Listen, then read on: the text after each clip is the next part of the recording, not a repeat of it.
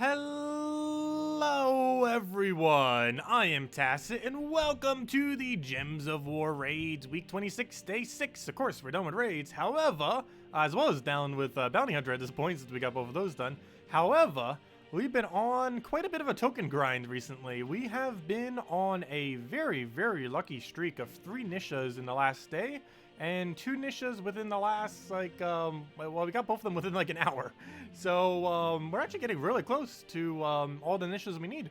We are currently more than halfway there to 3 medals of Nyshas, and in 4 more tokens of Nyshas, we'll actually have 2 medals, which is basically enough because we could just run 20% start with +8 magic in most situations. Kind of like what we're doing now just with HP there. But, yeah, we're getting really close, and hopefully we'll be able to get 1 more, and maybe possibly get it by time Guild Wars hits next week. We'll find out.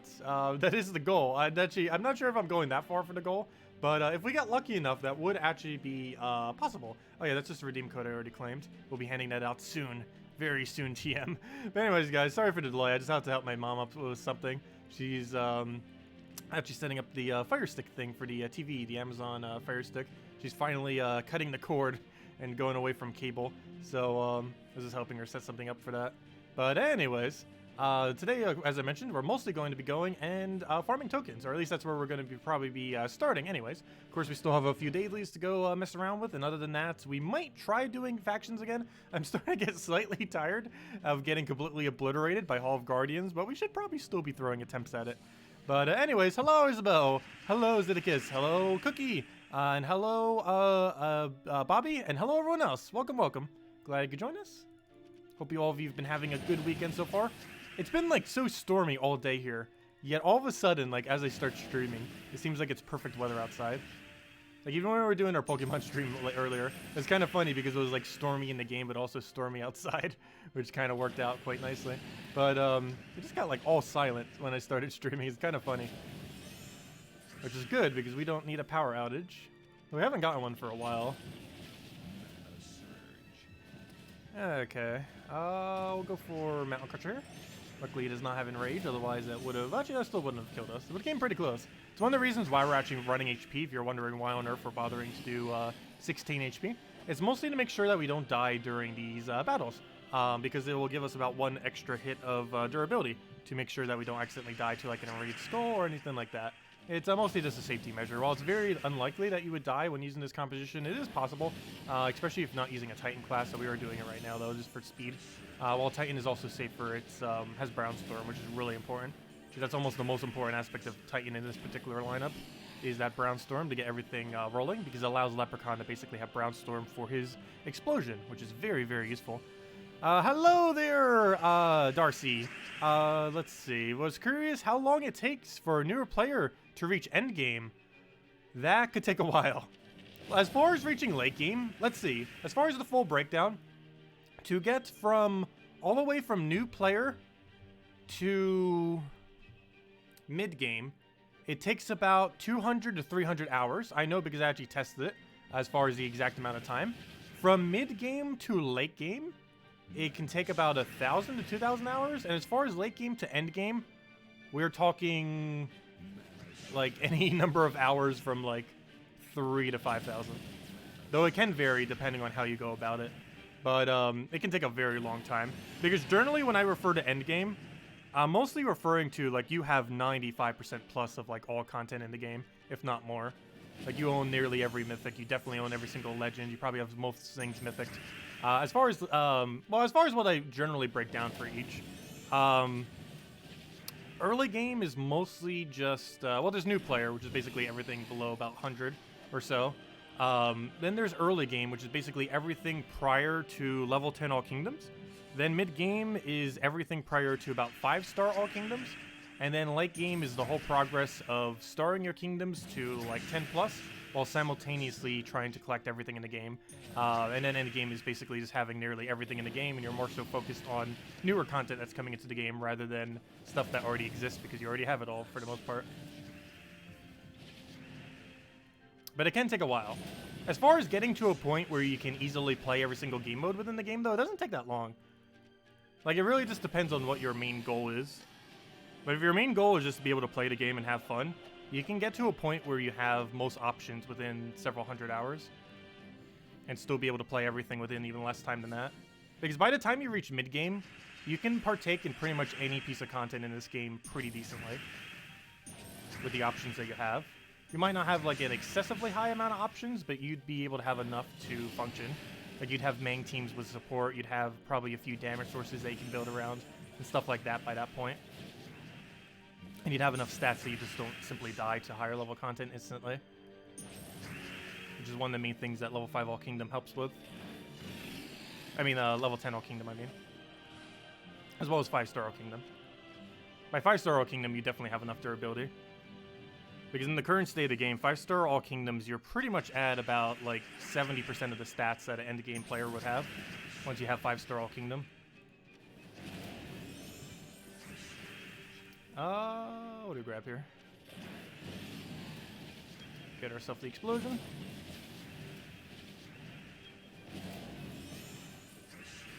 Oh yeah, definitely a good idea to go get all quest lines done. It used to, if you ever seen any of my really old videos, you probably heard me saying like it's not important to do quests. However, as of about 2 patches ago or so, they made it excessively important to do every quest in the game. It's actually one of the main focal points of early game now, is that you basically have to go around and unlock every single kingdom and then go and do every single kingdom's quest line. It's a really important aspect now, as a lot of stuff is actually blocked behind doing multiple kingdoms. Whereas before you could just do one kingdom and then just do all the core things that you needed. But now you need to do like nearly every single kingdom in the game to unlock it all. And since newer players wouldn't specifically know, and I don't even have remembered these days what you would end up needing for each specific goal, you might as well just do like every single kingdom. There is a list out at somewhere. I should probably cover a guide on it eventually, as it's would be a really helpful kind of like new player guide, but it would only really affect the people that are doing like their first 100 hours of playing. Beyond that point, you probably would have already done every single kingdom anyways. There is a specific order that you might want to do them in.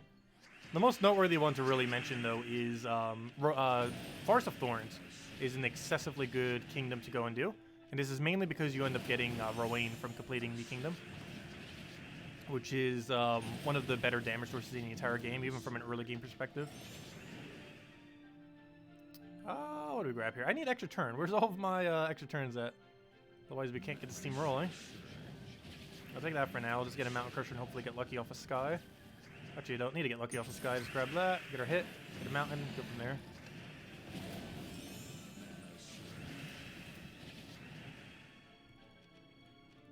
Oh yeah, he did cover an overview recently. I didn't mean to myself do an updated overview.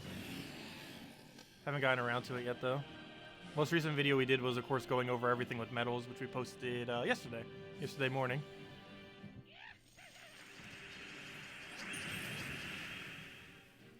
Medaling is more so something that you do towards like late game and later, though.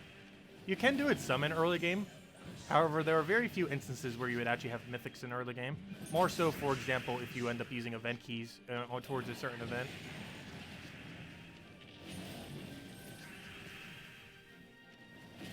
Because that would give you a lot of copies of similar troops. Also, hello, Drock Savage! Welcome! And hello, Humberto! I know, there's been like a whole cold front like going over the United States. I'm even in the south where it's normally warmer. It's been cold here. Hasn't been below freezing, but it's definitely been colder than normal. Ah, you didn't get a reality from event keys. That's unfortunate. It's not really that needed for the most part, though. Like, if you needed a web spinner on this team, it's not much of a difference. It's quite a bit of a different play style, but speed-wise, it isn't too much slower. It is slower, though, doing it that way. Just make sure your web spinner's in front of your leprechaun. Is the main thing there. Because you need to get that poison as immediately as possible, since you have to specifically cast it rather than have it automatically like that.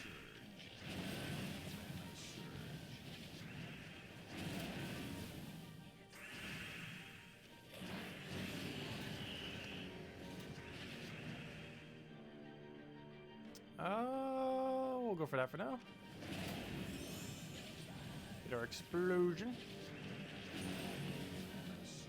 Yeah, I wish more people would cover Gems of War content. Glad that he's finally doing it.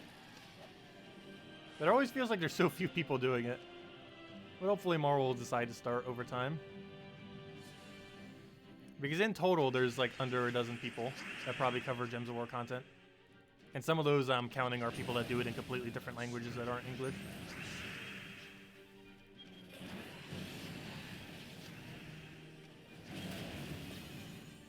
Oh, what do we grab here? We get a Mountain Crusher going?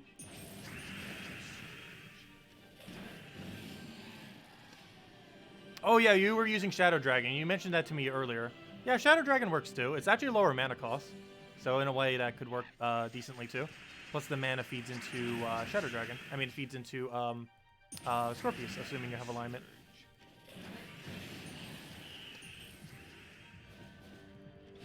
But if anyone's still looking to get this game, it is pretty relevant to mention that this team is actually obtainable this week.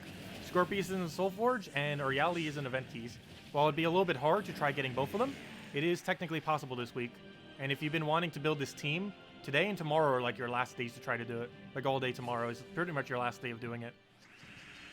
Because by the time you can end up making this team easily again, this team's probably not going to be meta anymore.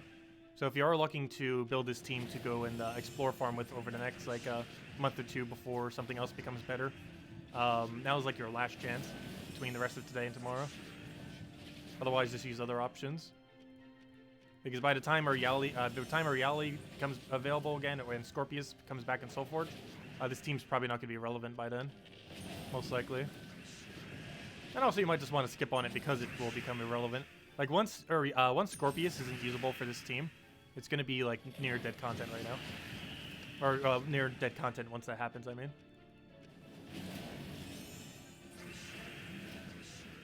Because the biggest issue he always has is immune to poison.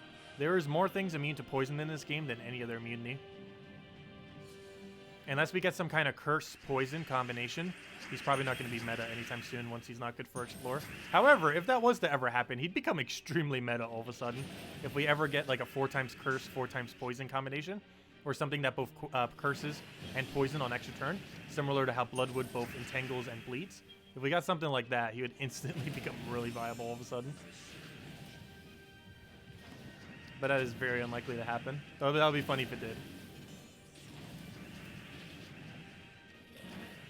Because that would be exactly what he needs. Is a 4x curse poison option within one troop.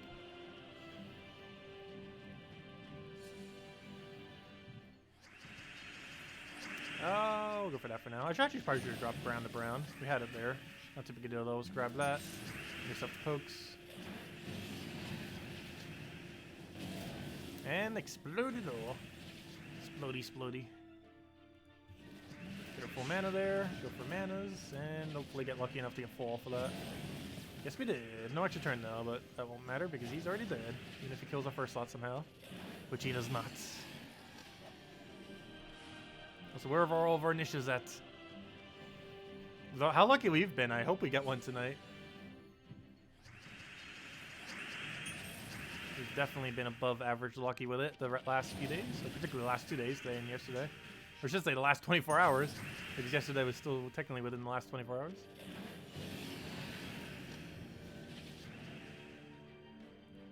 You don't think they would ever release that because Scorpius is already in the game? Oh, you never know. We already have a 4x curse on the 4x poison option. If they did something that cursed and poisoned on one single extra turn to one single enemy, I could realistically see that being the thing. And even then, it wouldn't make Cedric like, I mean, it wouldn't make Scorpius like insanely meta, because there'd still be ways to counter it, and still a lot of setup just to make it work.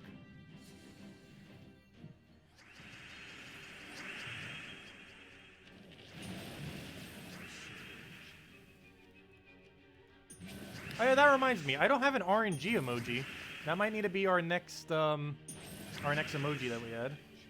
Since I'm still making them myself, so I need them to be somewhat simple. Yeah, we'll need to do that. Once we get one more person that joins the thing, I'll be able to add another one. Because you get to add another at 10. I don't think I get to add my next one after that until like 15 or 20 though. Because like the higher that number goes, like the bigger the gap is. Until we can add another.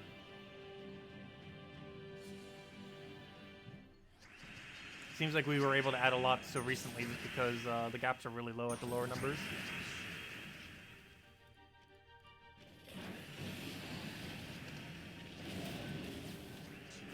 Okay. Though we can replace out any of them at any time, though. Like, obviously, we're using the hello to take up 3.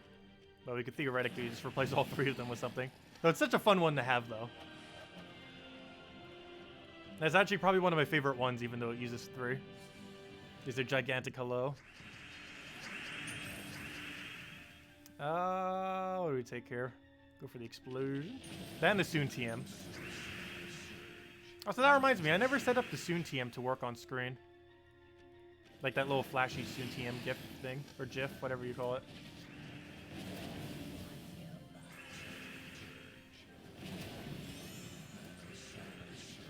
It's your first bounty event. Is there a better way to approach it than others? 4 times bounty troops seems like a trap. For the first several battles, you run 4, but then you run 3 with a damage source. Basically, you run 4 until you can't run 4 anymore, which that depends heavily on what your stats are. In early game, that's probably somewhere around 4 to 8 or so. Later in the game, that's anywhere from about 8 to 12. And then after that point, you start using a team with 3 bounty troops that uses 1 damage source. One of the better options for that damage source is Yagway. However, you can pretty much use any damage source in the game. And as long as it doesn't die, it would be fine. Or as long as you don't lose battles, I mean. Because the only thing that Bounty Hunter cares about is what is your starting multiplier and do you win the battle. It does not matter if your bounty troops die within a battle. You do not lose points for that. It only matters what your initial multiplier is when you start a battle and do you win the battle. And if there's a Vow Raven, if you kill the Vow Raven, because obviously you don't want those escaping, as those give you more sigils. Oh, why am I trying to kill him with skulls? This is a Scorpius battle. I just need double Scorpius. There we go. Yeah, for the initial battles, we ended up running a combination like, oh, what did we end up running again? I had it copy-pasted earlier, but it was something along the lines of the new troop, the Amora, followed by Excavator, Tagraki, and then just one other option, either another mana generator for what's his name? For Tagraki, or simply just another damage.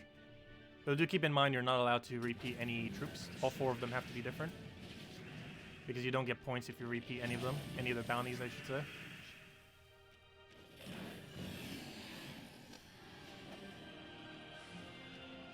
It is technically possible to run the entire event with 4 bounties. However, that's not really something you can do until later in the game. But between the new medal feature and the fact that you can upgrade them specifically with those medals themselves, in combination with the global medal effect and the elite levels, it is actually possible now to do it with 4. However, that's not something you worry about until way later in the game. You need quite a bit of stats to get away with that. But I wouldn't be surprised if some people for the first time actually ran all 4 for the entirety of this event. It takes quite a bit longer. You need quite a bit of stats, but it is actually viable eventually. I just feel like it's too slow to ever bother with, though. Even if it ever did become viable.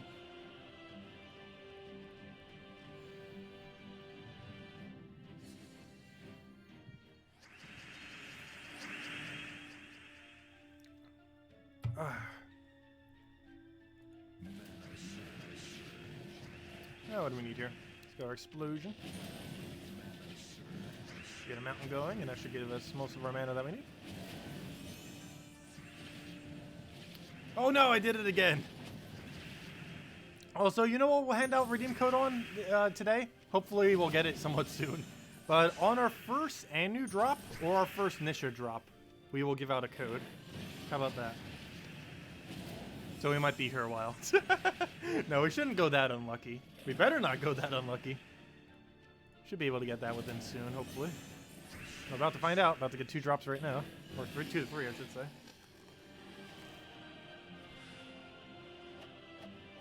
It's my eyes being all weird again. It does not like temperature changes.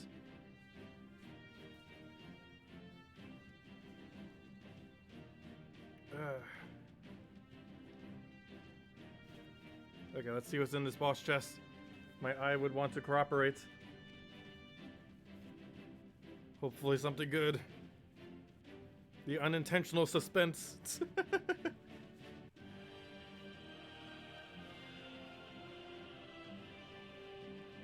Okay, watch this. What's in it?